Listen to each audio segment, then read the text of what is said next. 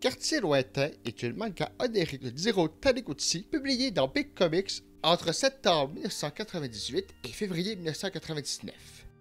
Hiroshi Nakahara est un salariman ordinaire de 48 ans qui, lors d'un voyage d'affaires trop arrosé, se trompe de train. Au lieu de retourner à Tokyo, il se retrouve à Kurayoshi, son village d'enfance. Déambulant dans les rues grises et désertes, qu'il n'a pas revues depuis des dizaines d'années, il s'arrête devant la tombe de sa mère. Parce que nous sommes au Japon, il est alors projeté 34 ans en arrière, à ses 14 ans. Exactement 10 mois avant que son père disparaisse à jamais, sans laisser trace, abandonnant sans raison sa famille.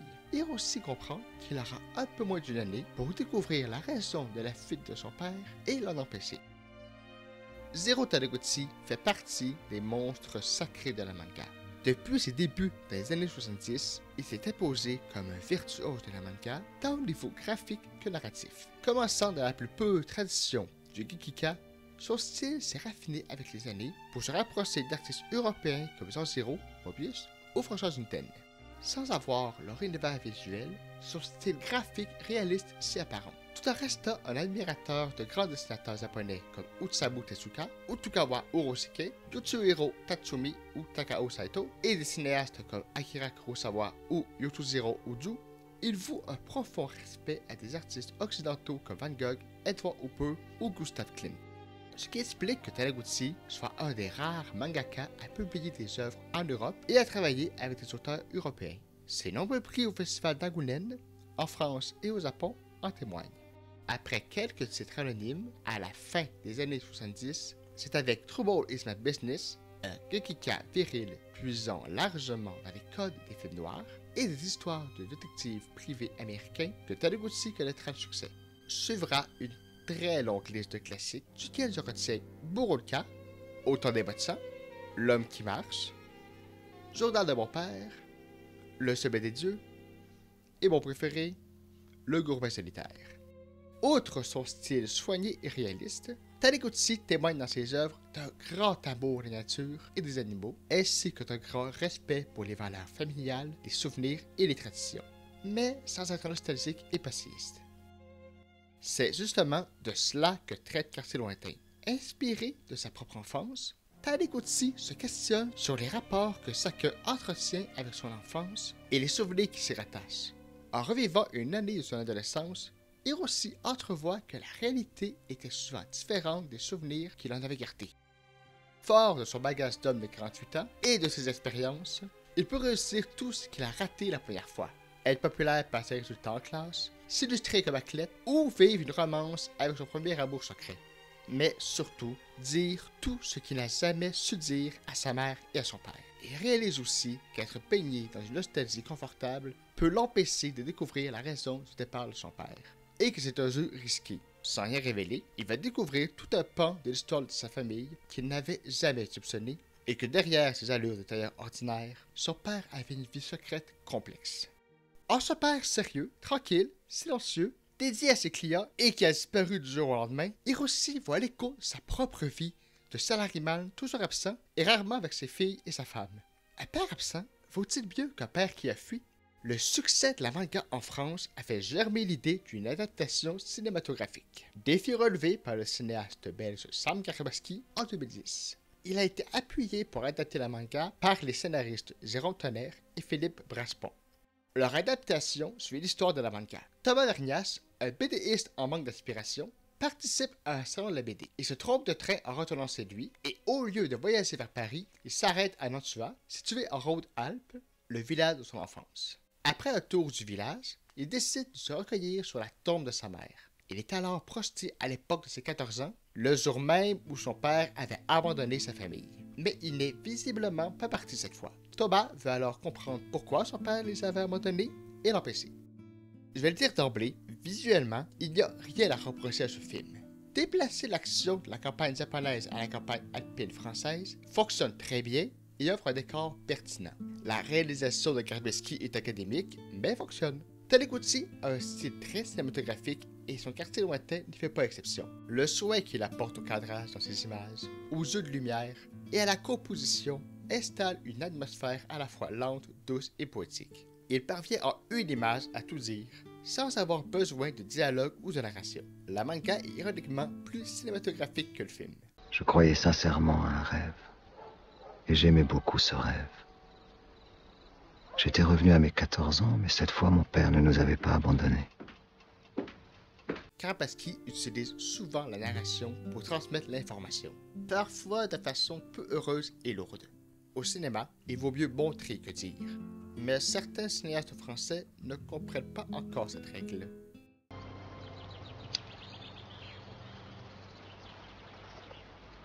Papa, t'es heureux?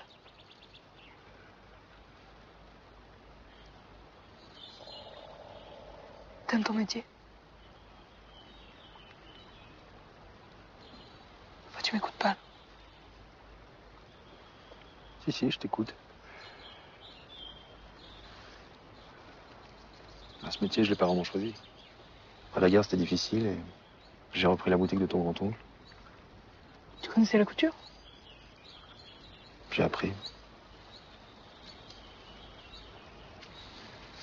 En fait, c'est pas si mal. Retoucher les habits, ça leur fait comme une autre vie. T'aimerais ça, toi, Inodi?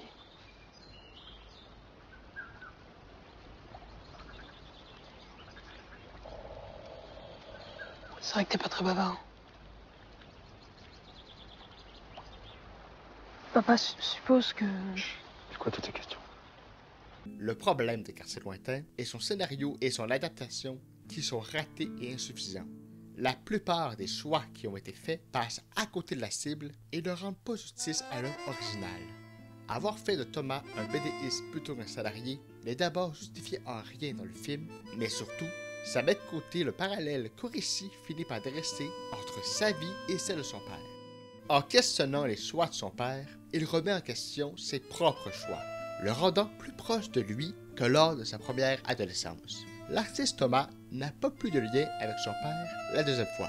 Pire encore, comme l'action a été condensée en une dizaine de jours, aucun personnage ne développe de réels liens crédibles. Compte tenu du propos du film, c'est handicapant.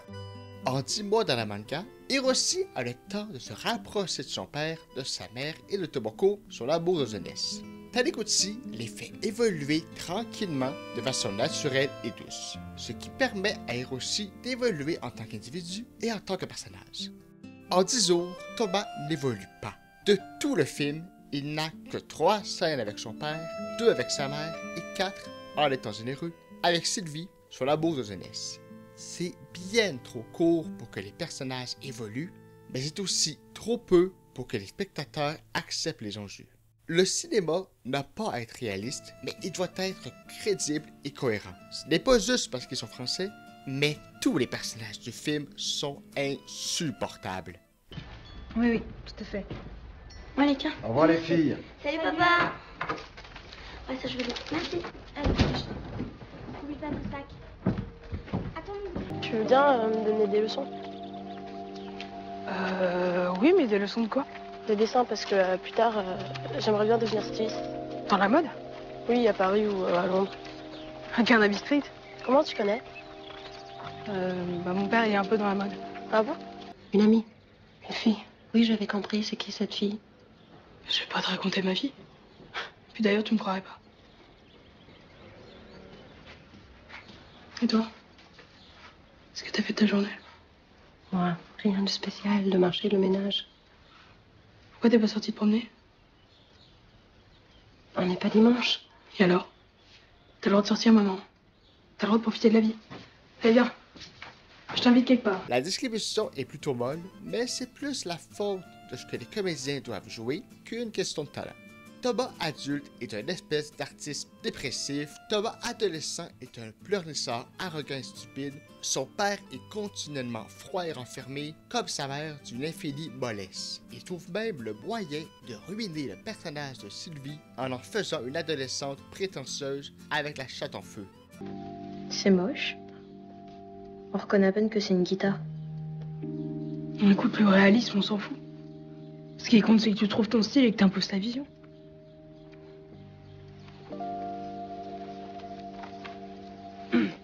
Je te plais pas? Si, tu me plais beaucoup, mais... Mais quoi? Ben, t'as 15 ans. Et alors? Je suis trop vieille pour toi? Non.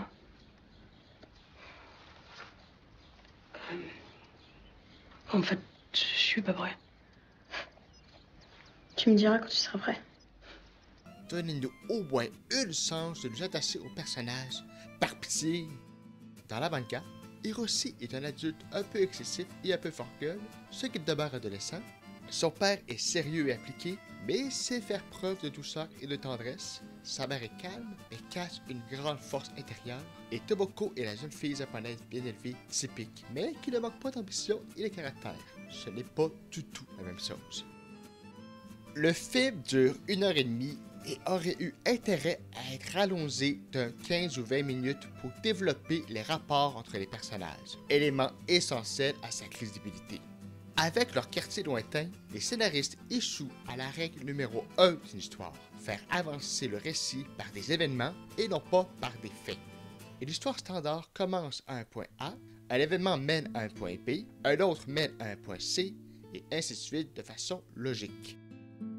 Chaque action du héros est justifiée par une réflexion, une réaction, un choix moral ou un choix stratégique. Rien ne doit arriver par hasard ou parce que l'histoire le demande. Or, dans leur quartier lointain, les personnages agissent et réagissent sans logique narrative quelconque. La vie secrète du père et son passé qu'ignorait Hiroshi est un élément central dans la manga.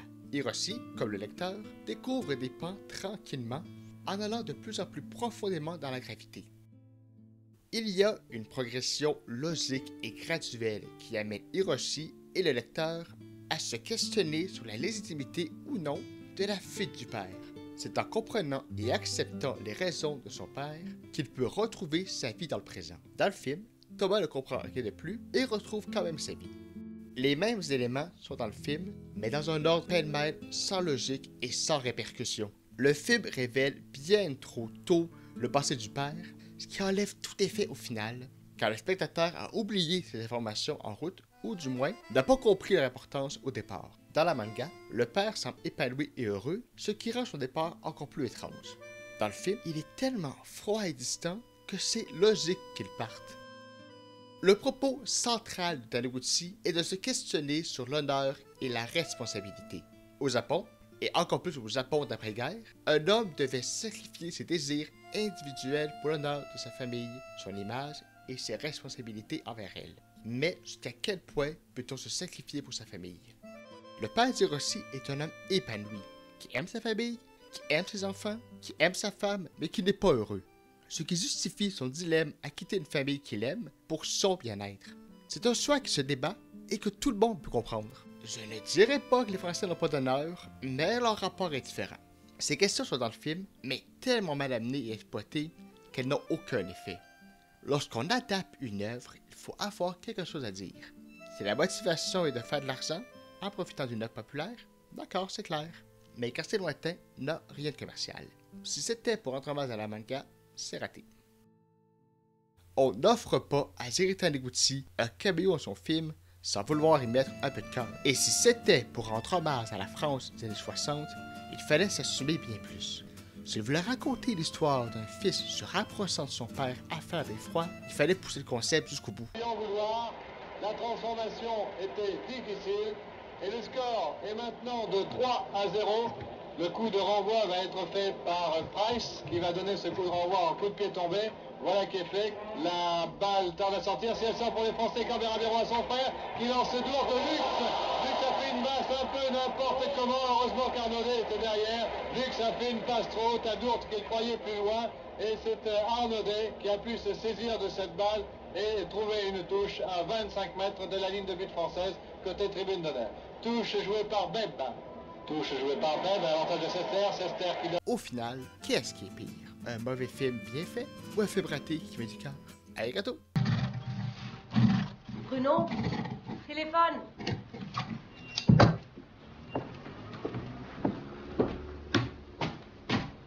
C'est qui? Une femme. Elle n'a pas dit son nom. Allô? Oui. Non, attends un instant.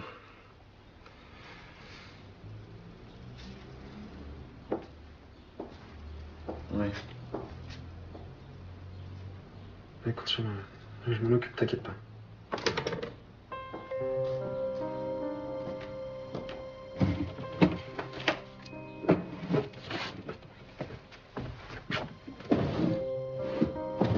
Je ne savais pas ce que je cherchais. Mais ce coup de fil avait ravivé mon inquiétude.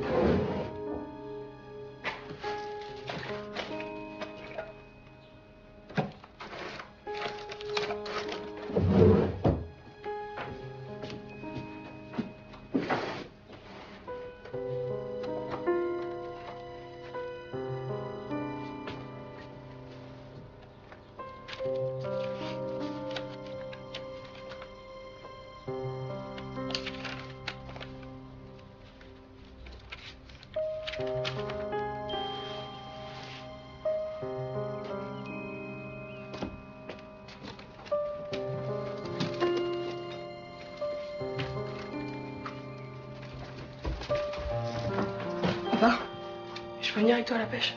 Ça va t'embêter de rester là, sans bouger, sans faire de bruit. Non. Je reste sage, promis. Allez, pour une fois. S'il te plaît.